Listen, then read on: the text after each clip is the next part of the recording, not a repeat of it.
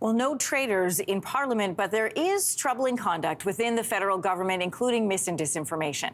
Those are the findings from Canada's Foreign Interference Commissioner, Justice Marie-Josée Hogue, as she concluded her investigation into election interference in this country. Although a few situations involving attempts to curry favor or develop problematic relationship with the parliamentarian have come to light, such phenomena remain marginal and so far appear to have been largely ineffective.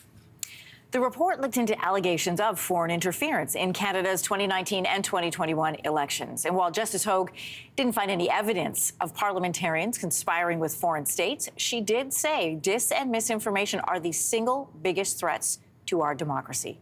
For more on what all this means, I'm joined this morning by Neil Bisson. He's the Director of Global Intelligence Network and former intelligence officer for CSIS. Welcome back. Thanks for having me back. All right, it was a dense report, lots of information in there. What were your biggest takeaways?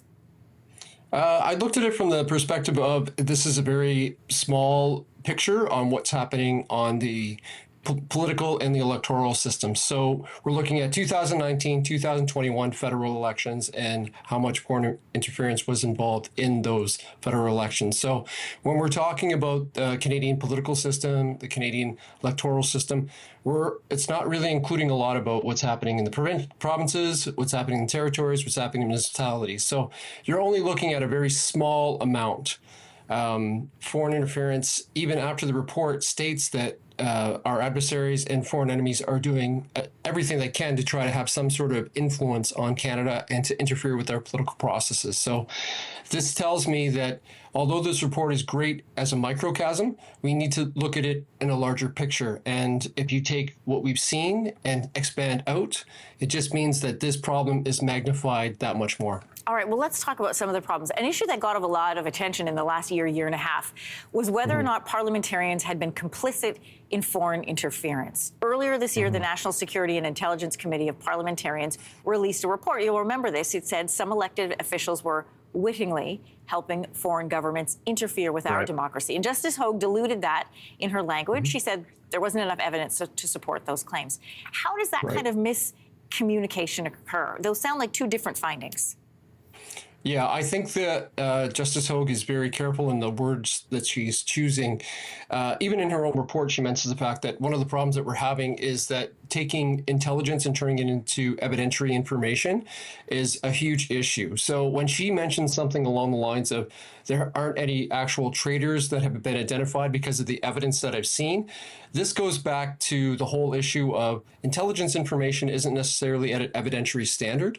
So even though there may be individuals within Parliament who are in contact with foreign governments, may be influenced by them, may be witting or semi-witting when it comes to foreign interference, it doesn't necessarily mean that by the criminal code definition of a traitor or the criminal code definition of evidence that this is actually happening. So there's a little bit of a misnomer there. And I think the Canadian public should be aware of that because it really does come down to the definitions of those words. Okay.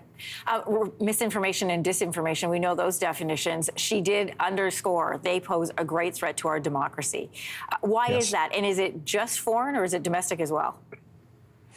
When it comes to mis and disinformation, this is something that is an easy tool for adversaries and foreign enemies to influence and have some control over what's happening in the political and electoral systems in Canada, because it's easy for foreign hacking groups or just foreign governments to come up with information that is misinformation and disinformation about political parties, individuals that they may not necessarily want to come to power because it would have more scrutiny upon that adversary or that foreign state enemy.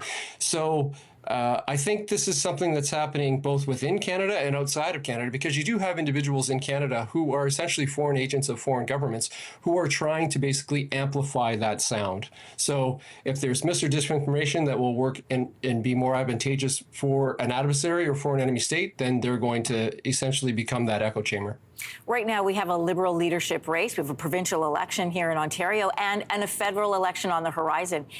I guess bottom line is, how secure is our election process right now in this country?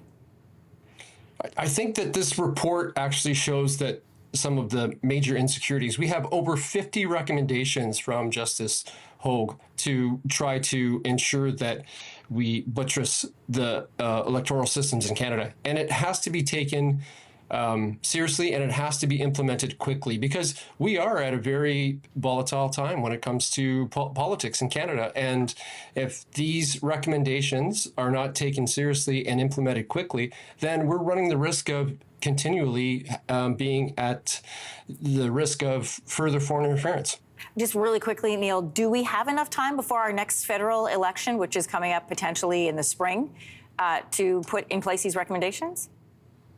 I think we do. If the political parties and the opposition leaders get together and they basically make this a high priority, okay, I think we do. But as we know, there are so many things going on right now when it comes to tariffs and other issues that are basically catching the attention of politicians. It's hard to say if that's going to happen. We're going to talk about tariffs in a couple of minutes. Neil Bichon, Director of Global Intelligence Network and former intelligence officer with CSIS. Hey, thanks for your time and insight this morning. Thanks again for having me on. If you liked that video, make sure to subscribe to the Your Morning YouTube feed, where you can find all kinds of new content posted every weekday morning.